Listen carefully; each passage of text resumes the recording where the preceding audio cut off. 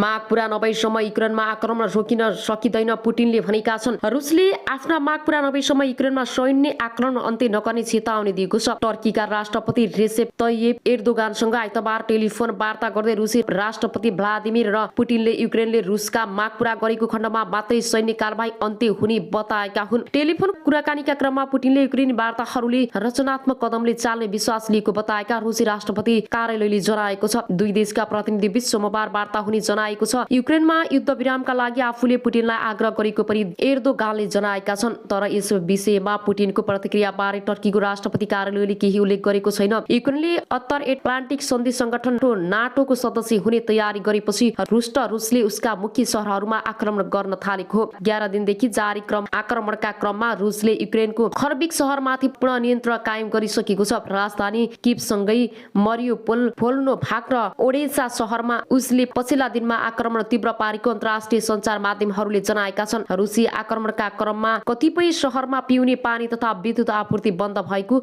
जनाएको छ। रणनीति हिसाबले नै निकै महत्त्वपूर्ण ठानिएको बन्दरगाह शहरहरू मरियुपोलमा रुसी सेनाले ठूलो मात्रामा बम बारी गरेको जनाएको छ। मरियुपोल र भोल्नोभाकका नागरिकहरूलाई बाहिरिन सहयोग पुग्ने गर्ने भनी युद्ध विराम भङ्ग भएको युक्रेनी अधिकारीहरूले जनाएका छन्। दुई देश बीचको युद्धका क्रममा ठूलो धनजनको क्षति भइसकेको छ। युक्रेनले 7,000 भन्दा बढी रुसी सेना मारिएका दाबी गरेको छ। त्यस्तै 88 वटा रुसी विमान र हेलिकप्टरको ध्वस्त पारिदिएको युक्रेनको दाबी छ। तर यसको स्वतन्त्र रूपमा पुष्टि हुन नसकेको बीबीसीले उल्लेख गरेको छ। रुसले भने युद्धका क्रममा ज्यान गुमाउने आफ्ना सैनिकहरूको संख्या 500 को हाराहारी रहेको बताएको छ। युक्रेनका राष्ट्रपति भ्लादिमिर जेलेन्स्कीले पश्चिममा समर्थक राष्ट्रलाई नो फ्लाइट जोन घोषणा गर्न पुनः आग्रह गरेका छन्। तर नाटोले युक्रेनमा नो फ्लाइट जोन घोषणा गर्न अस्वीकार गर्दै आएको छ। रुसी राष्ट्रपति भ्लादिमिर पुटिनले नो फ्लाइट जोन घोषणा गर्नु भनेको युद्धको कारबाही हुने चेतावनी दिएका छन्। युक्रेनकी उप प्रधानमन्त्री ओल्हा स्टोफिनिस्याले रुसको आतंकवाद योजनाको नयाँ लहर सुरु भएकोले युक्रेनको अवस्था झन गम्भीर बन्दै गएको बताएकी छन्। युक्रेनी शहरका अस्पताल र शिशु कक्षाहरूमा रुसी सेनाले गोलाबारी गरेको उनको दाबी छ। आफ्ना सैनिकहरूको जीवन लगायतको ठूलो क्षति बेहोर्दा पनि रुसी राष्ट्रपति भ्लादिमिर पुटिनले आक्रमणलाई थप प्रोत्साहन गरिरहेको बताएका छन्। बेलायती प्रधानमन्त्री बोरिस जोनसनले युक्रेनमाथि रुसको आक्रमण विफल तुल्याउन नयाँ प्रयास थाल्नु पर्ने बताएका छन्। विश्व नेतालाई आग्रह गर्दै जोनसनले रुसी राष्ट्रपति पुटिनमाथि दबाव कायम राख्न केही योजना अघि सारेका छन्। त्यसका लागि युक्रेनका लागि अन्तर्राष्ट्रिय मानवीय गठबन्धनलाई परिचालन गर्नुपर्ने, युक्रेनले आत्मरक्षाका लागि गरेको प्रयासलाई सबैले साथ दिनुपर्ने, रुसीमाथि आर्थिक दबाव बढाउनु पर्ने उनले बताए। त्यस्तै युक्रेनको वैध सरकारले सहभागितामा युद्धको कूटनीतिक समाधान खोज्नुपर्ने र नाटो देशहरू सुरक्षाका विषयमा द्रुत अभियान अघि बढाउनु पर्ने जोनसनको भनाइ छ। अमेरिकी राष्ट्रपति जो बाइडनले पनि राष्ट्रपति जेलेन्स्कीसँग कुराकानी गर्दै अमेरिकाले युक्रेनलाई सुरक्षा, मानवीय र आर्थिक सहायता बढाउँदै लग्ने आश्वासन दिएका छन्। त्यसका लागि कांग्रेससँग सहकारी गरिरहेको व्हाइट हाउसका अधिकारीहरूलाई उद्धत गर्दै बीबीसीले उल्लेख गरेको छ। यसैबीच चीनले युक्रेनका मालिकका विषयमा प्रतिक्रिया दिँदै आगोमा घिउ थप्ने कार्यको विरोध गर्ने जनाएको छ। चीनिया विदेश मन्त्री वाङ यिनले अमेरिकी राज्य मन्त्री एन्टोनी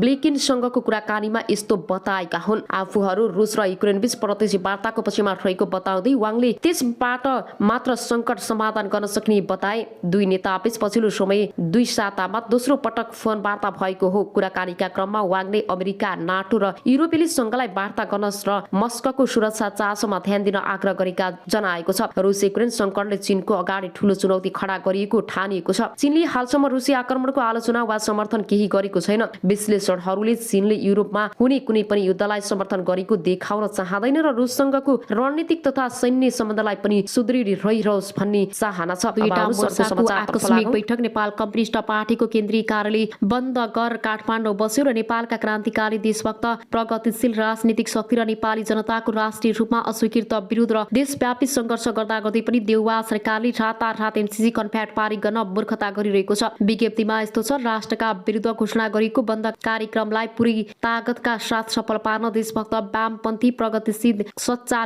लोकतन्त्रवादी लगायत आम जनसमुदायमा अनुरोध गरिएको छ। यसका विरुद्ध राष्ट्रिय रूपमा प्रतिवाद सङ्घर्ष सञ्चालन गर्नु देशभक्त नेपाली जनताको कर्तव्य हुन पुगेकाले विषयको यही संवेदनशीलतालाई दृष्टिगत गरी हामी 6 कम्युनिस्ट पार्टी र 2 मोर्चाले तत्कालीन जनसङ्घर्षको कार्यक्रम घोषणा गरेका छौं। यसलाई पुरै लगातार तागतका साथ सफल पार्न देशभक्त वामपन्थी प्रगतिशील र सच्चा लोकतन्त्रवादीहरू लगायत आम जनसमुदायमा विनम्र अनुरोध गर्दछौं। साथै आज एमसीसी को विरोधमा आन्दोलनमा घाइते सम्पूर्ण देशभक्त योगदानहरूको स्वास्थ्य लाभ लाभको कामना गर्दछौं। विज्ञप्तिमा भनिएको छ नेपाल बन्दको घोषणासहित संयुक्त प्रेस विज्ञप्ति जारी गर्नेहरूमा नेकपा महासचिव विप्लव, नेकपा नौ क्रान्तिकारी माओवादीका महासचिव मोहन वैद, किरण नेकपा मसालका महामन्त्री मोहन विक्रम सिंह, नेपाल कम्युनिस्ट पार्टीका अध्यक्ष ऋषि कटेल, नेपाल कम्युनिस्ट पार्टी माओवादी समाजवादीका अध्यक्ष कर्णजित बुढाथोकी, देशभक्त जनगणतान्त्रिक मोर्चाका अध्यक्ष शिव गजुरेल र राष्ट्रिय जनमोर्चाका अध्यक्ष चित्र बहादुर केसी र वैज्ञानिक समाजवादी कम्युनिस्ट पार्टी नेपालका संयोजकका आहुति छन्। अब अनुसारको समाचारतर्फ लागौं। बनेपामा शंकास्पद वस्तु घटनास्थल पुग्यो सेनाको टोली। काभ्रेको बनेपा एउटा शंकास्पद वस्तु भेटिएको छ र बनेपाको पुल बजारमा शंकास्पद वस्तु फेला परेको जिल्ला प्रहरी कार्यालय काभ्रेले जानकारी दिएको छ। अहिले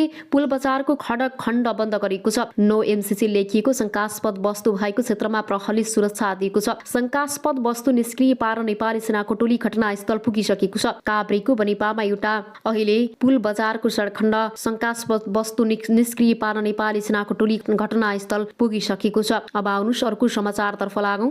उसले नमानेपछि हामीले यो गेम खेल्न बाध्य भएर पललाई डुबाउने षड्यन्त्र बनाएका थियौं। नाबालिकालाई घरबेटी लगाएर मार्न भन्यो भनिएको अडियो झुट हो, किनकि यो घरबेटी भगवान हुन्। अडियोमा आएको 1 करोडको बार्गेनिङ अडियोमा भएका साथीले गरेको हो। हामीले पललाई जुन ठाउँबाट आएको हो त्यही पठाउन पर्छ भनी हामीले भनेका हौं। यो त सानो कुरा हो, ठुलो त अझै के भनेका थियौं। हामी पनि सबै मिलेर पहलको ठुलो प्रोजेक्ट विफल पार्नुमा हाम्रो ठुलो हात छ। हामीले पललाई मार्नसम्म योजना बनाएका थियौं। पूरा जानकारीको लागि यो भिडियोलाई सक्दो शेयर गरिदिनु होला। यसैगरी गायिका नाबालिकाले प्रहरीमा दिएको जाहेरीमा उल्लेखित विवरण अनुसार अन्तिम पटक घटना भएको स्थान तनहु भएकाले उनी त्यही पुगेकी हुन्। यो जाहेरी नाबालिकाले गत माघ जिल्ला प्रहरी कार्यालय कास्कीमा दर्ता गर्न खोजेकी थिइन्, तर त्यसबेला प्रहरी घटनास्थल तनहु भएकाले त्यही जान भनेको थियो। त्यही बेलाको जाहेरीमा सामान्य संशोधन गरेर आज नाबालिकाले बुझाएकी हुन्। उक्त जाहेरीमा यस्तो छ, उल्लेख भएको विवरण हेर्नुहोस्। म जाहेरीवाला परिवर्तन जिल्ला 39 अन्तर्गत सानो कृषि पेशा व्यवसाय गरी श्रीमती छोराछोरी सहित 5 जनाको परिवार सबै आइरहेकोमा मेरी छोरी वर्ष 16 कि विगत 3 वर्षदेखि गायन क्षेत्रमा ख्याति कमाई सुर राम्रो भएको कारण सामाजिक सञ्जालहरूमा समेत चर्चित भई इज्जत प्रतिष्ठा कमाउने काम गरेकी छन्। यसै क्रममा विभिन्न राष्ट्रिय कलाकारहरूसँग भेटघाट भई आफ्नो कला प्रस्तुत गर्दै आइरहेकी थिइन्। विगत अन्दाजी 3 महिना अगाडिदेखि मेरी छोरी गीत सङ्गीतमा त्यति धेरै मन नलगाउने एकोहोरो जस्तो बस्ने गर्दै आइरहेकाले नाबालक छोरीलाई के भएछ भनी म समेतले कुरा गर्न खोज्दा छोरीले आफ्नो कुरा खुलाउन चाहिनन् र म समेतले छोरीको पहिचान, पहिलाको र हालको स्वभाव तथा आफ्नो कलाकारिता प्रतिको नौरास्यता देखेपछि उनलाई निकै अनुरोध गरी पश्चाताप निजले आफ्नो घटनाको बारेमा बताए अनुसार हामीले जाहेरी दिएका व्यक्ति नेपाली सिने जगतका प्रख्यात कलाकार पूर्ण विक्रम शाह पल्सासँग मिति 2077 6 महिना 22 गति काठमाडौँ पिपुल बर बोटको गीतको भिडियो सुटिङ गर्ने क्रममा पहिलो पटक भेटघाट नै फेसबुक आइडी र फोन नम्बर समेत आदान प्रदान भएको रहेछ।